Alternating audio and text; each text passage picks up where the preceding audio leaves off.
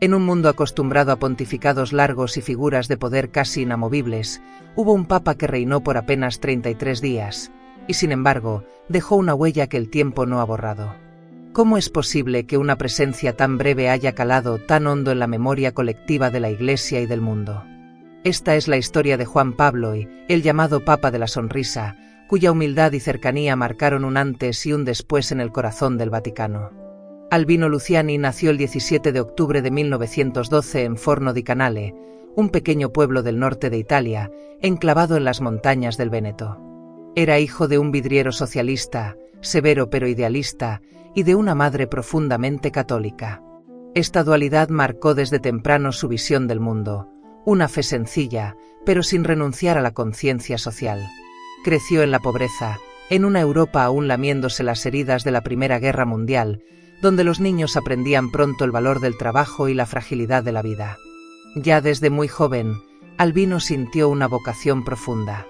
Ingresó al Seminario Menor de Feltre y luego al de Belluno, destacándose por su inteligencia serena y su carácter humilde.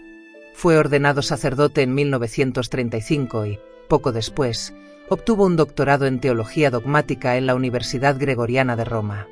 Pero lo que realmente lo distinguía no eran sus títulos, sino su capacidad de explicar lo complejo con palabras sencillas, sin perder nunca la ternura ni el respeto por quienes lo escuchaban. Durante las décadas siguientes, Luciani desempeñó diversos cargos pastorales y administrativos. Fue nombrado obispo de Vittorio Veneto en 1958 y más tarde patriarca de Venecia en 1969.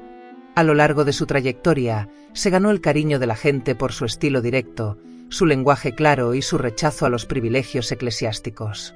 Escribía cartas abiertas, a veces dirigidas con tono casi infantil a personajes ficticios o históricos, como Pinocho o Marconi, a través de las cuales transmitía enseñanzas morales y sociales con un sorprendente equilibrio entre humor y profundidad. Estos escritos, reunidos en el libro Illustrísimos, revelaban a un pensador profundo, pero siempre accesible. Cuando murió el Papa Pablo V en 1978, el mundo miraba con atención al cónclave. Era un momento de transición delicado. El Concilio Vaticano II aún resonaba en las estructuras de la Iglesia, mientras las tensiones internas entre conservadores y reformistas seguían latentes.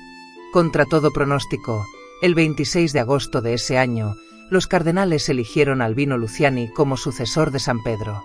Eligió el nombre Juan Pablo en homenaje a sus dos predecesores inmediatos, señal de su intención de continuar el camino de renovación.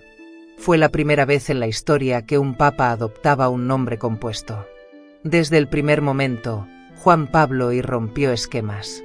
Rechazó la triple tiara papal y prefirió ser llamado simplemente el obispo de Roma.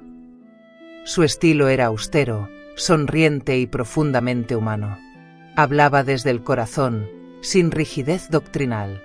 En apenas unas semanas, dio señales de que deseaba reformar el Banco Vaticano, fomentar la transparencia y revisar algunos aspectos de la autoridad eclesial. Su cercanía con la gente común lo convirtió rápidamente en una figura querida, casi revolucionaria en su sencillez. Pero entonces, ocurrió lo inesperado.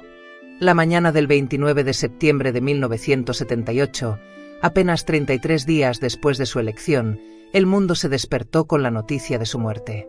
Había fallecido repentinamente en su dormitorio.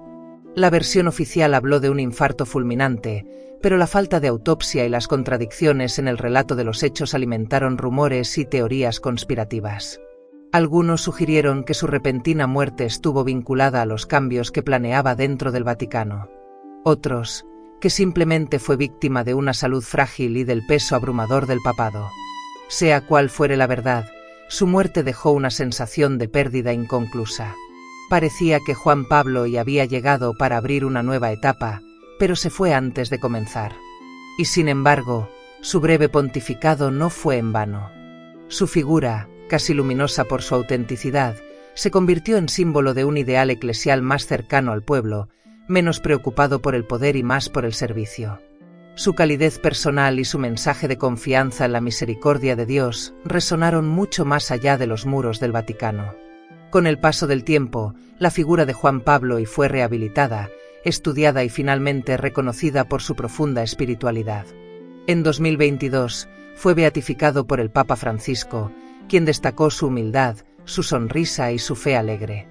Hoy, Juan Pablo I es recordado no por lo que hizo, sino por lo que representó, una iglesia que escucha, que sonríe, que no teme mostrarse humana. En una de sus catequesis, dijo con su estilo sencillo: Dios es papá, más aún es mamá. Esa frase, en su dulzura, condensa su visión del mundo, un cristianismo hecho de ternura, de confianza y de compasión. Quizás por eso, aunque estuvo tan poco tiempo entre nosotros, su recuerdo perdura, porque hay presencias que no necesitan años para dejar una marca imborrable. Juan Pablo I fue una de ellas.